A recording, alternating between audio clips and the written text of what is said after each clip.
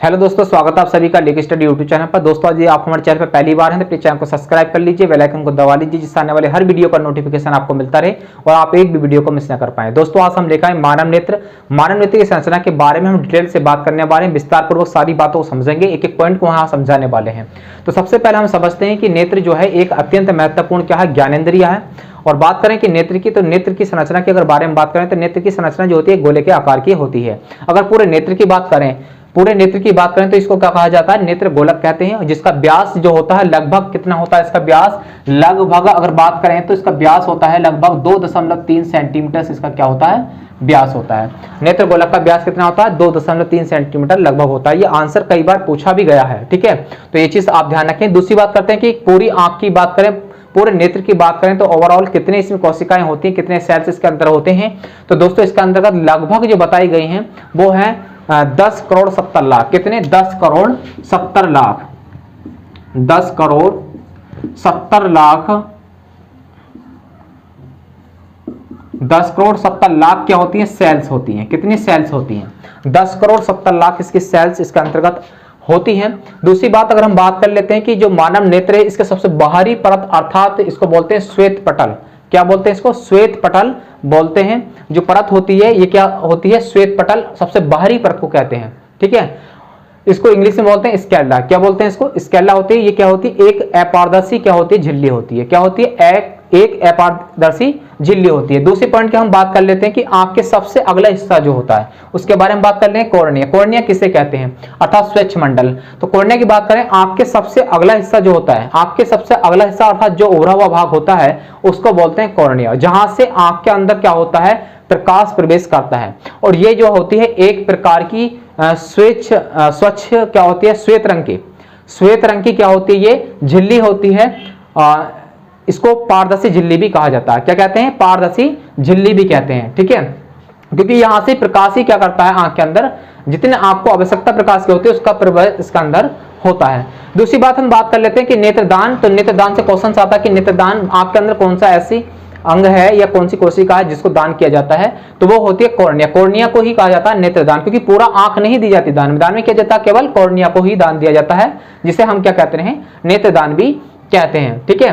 दूसरी बात हम बात कर लेते हैं यहां से कि जो आपको बाहरी पृष्ठ है ये वाला, इस बाहरी पृष्ठ के में जो है रक्त वाहिनिका नहीं होती है। क्या, रक्त वाहिनिका अर्थात खून प्रवाहित इसके अंदर नहीं होता। मतलब कहता है आंख के किस हिस्से में खून प्रवाहित अर्थात ब्लड जो सर्कुलेशन नहीं होता है, तो किसमें नहीं होता, कॉर्निया में नहीं होता। तो ये बात आप मेरी समझ पा रहे होंगे।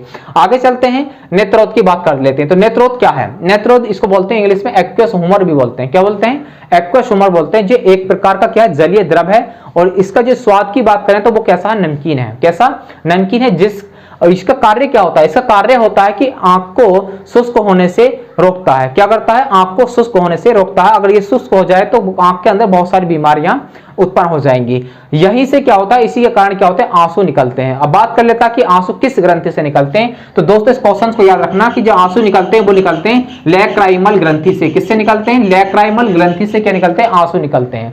तो इस ग्रंथि का नाम याद रख लें आप, लैक्राइमल ग्रंथि इसको बोलते हैं। क्या बोलते हैं, लैक्राइमल ग्रंथि। आंसू यहां से निकलते हैं। उसके बाद नेक्स्ट पॉइंट की अगर हम बात कर लेते हैं तो नेक्स्ट पॉइंट आपका आ जाता है, जैसे परितारिका की बात कर लेते हैं। तो परितारिका का कार्य जो होता है, ये जो है आंख का अगला जो हिस्सा होता है उसमें जो कलर दिखाई देते हैं, वो कलर जो होता है वो परितारिका ही निर्धारित करती है, ठीक है। और उसका मुख्य कार्य जो होता है वो पुतली का जो आकार है उसको निर्धारित करने का जो काम होता है वो किसका होता है, परितारिका अर्थात आइरिस का होता है कि पुतली कितनी बड़ी होनी और कितनी छोटी होनी है। वो काम कौन करता है, आइरिस अर्थात परितारिका करती है। तो मेरी बात को आप समझ पाए होंगे, ठीक है। आगे चलते हैं कि जो पुतली की हम बात कर लेते हैं, तो पुतली क्या होती है। तो पुतली की हम बात करें कि आंख के अगले हिस्से में एक छोटा सा छिद्र होता है, जिस छिद्र को क्या कहा जाता है, पुतली कहते हैं। और यहीं से आंख में क्या करता है, अंदर प्रकाश प्रवेश करता है। और इसका मुख्य कार्य की बात करें तो ये क्या होता है कि मतलब कम प्रकाश में ये फैल जाती है और ज्यादा प्रकाश में क्या हो जाती है, सिकुड़ जाती है, ठीक है। इस तरीके से आप इसको याद भी रख लेंगे। तो ऐसा पूछ लेता है कि कम प्रकाश में जो फैलती है और ज्यादा प्रकाश में सिकुड़ती है, ऐसे आंख कौन सी कोशिका है या कौन सा अंग है, ठीक है। तो आप इस चीज को ध्यान रखेंगे। आगे चलते हैं, हम बात करते हैं लेंस की, क्रिस्टलीय लेंस की बात कर लेते हैं। तो क्रिस्टलीय लेंस क्या होता है, ये एक प्रकार का जो क्रिस्टल लेंस है ये एक प्रकार का अभिलय, क्या बोलते हैं इसको, अभिलय लेंस होता है। अभिलय लेंस का मतलब होता है कि ये लचीला लेंस होता है, इसके अंदर मांसपेशियां होती हैं जिसे रेशेदार अभिलय बोलते हैं इसको। तो रेशेदार अभिलय से बना होता है और ये लचीला लेंस भी होता है। ये क्या होता है कि ये आकार भी इसका क्या होता है, बढ़ता और घटता भी रहता है, ठीक है। तो ये चीज आप ध्यान रखेंगे यहाँ पर कि लेंस भी क्या होता है, ये लचीला होता है, जिस कारण ये अपने आकार में थोड़ा बहुत परिवर्तन करता रहता है। और इसके आकार को जो आकृति प्रदान करने का काम करता है या तो वो क्या करता है, पक्षांबी पेशियां होती हैं। क्या होती है, पक्षांबी पेशियां होती हैं। जब लेंस थोड़ा बड़ा होता है तो पक्षांबी पेशियां क्या हो जाती हैं, सिकुड़ जाती हैं और इसका वक्ता त्रिज्या क्या हो जाती है, बढ़ जाती है, किसकी, लेंस की। दूसरी बात हम कर लेते हैं कि जब ये पक्षांबी पेशियां क्या हो जाती है, फैल जाती हैं, बढ़ जाती हैं, तो ये लेंस क्या हो जाता है, छोटा हो जाता है, जिससे वक्ता त्रिज्या क्या हो जाती है, इसकी घट जाती है, ठीक है। और एक सबसे बात कर लेते हैं कि लेंस किस प्रकार का लेंस इसका अंतर्गत होता है, तो उत्तल, द्विउत्तल लेंस होता है। तो ध्यान रखना कि आंख के अंदर कौन सा लेंस होता है, द्विउत्तल लेंस होता है, द्विउत्तल लेंस होता है, ठीक है। तो आप ये चीज विशेष ध्यान रखें कि इस टाइप के क्वेश्चन बन जाते हैं। उसके बाद हम बात कर लेते हैं, इसके बाद हम करते हैं पक्षांबी पेशियां, स्केलेटली मसल्स की अगर हम बात करें तो इसका काम क्या होता है, ये क्या होती हैं कि लेंस को जो लेंस होता है उस लेंस को सेट करने का काम किसका होता है, वो पक्षांबी पेशियों का होता है, ठीक है। ये पक्षांबी पेशियां जो होती हैं यही लेंस को सेट करती हैं, अर्थात मतलब जो लेंस को रोकना है वो इसी का काम होता है। क्या होता है, अगर ये लेंस क्या होता है, छोटा होता है, क्योंकि हमने कहा कि लचीला होता है। जब ये लेंस छोटा होता है तो पक्षांबी जो हो जाती है ये क्या हो जाती हैं, फैल जाती हैं। और जब ये लेंस से बड़ा होता है तो ये क्या हो जाती है, सिकुड़ जाती हैं। और जब लेंस ये फैलेंगी, पक्षांबी पेशियां जब फैल जाती हैं, तब उस वक्त लेंस क्या होता है, छोटा होता है, जिससे उसकी वक्ता त्रिज्या क्या हो जाती है, घट जाती है। और बात करते हैं जब ये पक्षांबी पेशियां क्या हो जाती है, सिकुड़ जाती हैं, तब लेंस क्या हो जाता है, बढ़ जाता है, अर्थात बड़ा हो जाता है, जिससे उसकी वक्ता त्रिज्या क्या हो जाती है, बढ़ जाती है, ठीक है। अब लेंस से क्या होता है, प्रकाश प्रवेश करता है और लेंस कहाँ क्या करता है, प्रकाश को आपतित करता है, कहां पर, रेटिना पर, रेटिना पर प्रवेश करता है, जहां पर उल्टा और वास्तविक प्रतिबिंब इसका बनता है। उसके बाद हम कछाप द्रव, कछाप द्रव की अगर बात करें तो ये भी विट्रोरियस हुमरस उसको बोलते हैं। ये भी क्या होता है कि नमकीन द्रव ही होता है, जो कि इस आंख को मतलब शुष्क होने से रोकने का काम करता है। और इसी से होकर क्या होता है, इसमें जो प्रकाश है प्रवाहित होता है। और रेटिना जो आंख का सबसे अगला हिस्सा मतलब आंतरिक हिस्सा होता है, उसको क्या कहते हैं, रेटिना कहा जाता है। या इसको हम ये भी कह सकते हैं कि आंख के पिछले हिस्से को, आंतरिक पिछले हिस्से को क्या कहते हैं, रेटिना कहते हैं। क्या कहते हैं इसको, रेटिना, जहां पर प्रतिबिंब बनता है। रेटिना दो प्रकार के, दो भागों में बढ़ जाती है। जैसे हम बात करते हैं, एक तो होता है इसका रोड सेल्स, अर्थात छड़ बोलते हैं इसको, रोड सेल्स छड़ होती है, और एक होता है हमारा कॉन सेल्स, जिसको हम बोलते हैं शंकु होता है। अगर हम बात करते हैं रोड सेल्स की जो संख्या लगभग मानी गई है वो 12,70,000 के समथिंग मानी गई। ओवरऑल हम बात करें कि इसके अंदर पूरी सेल्स कितनी होती है कोशिका आंख के अंदर, तो लगभग 10,70,00,000 के समथिंग इसके अंदर होती हैं। उसके बाद हम बात करते हैं कि अंध बिंदु क्या होता है। तो अंध बिंदु की अगर हम बात करें तो अंध बिंदु होता है कि जहां से प्रकाश जो होता है, सबसे पहले हम कहते हैं द्विक तंत्रिका।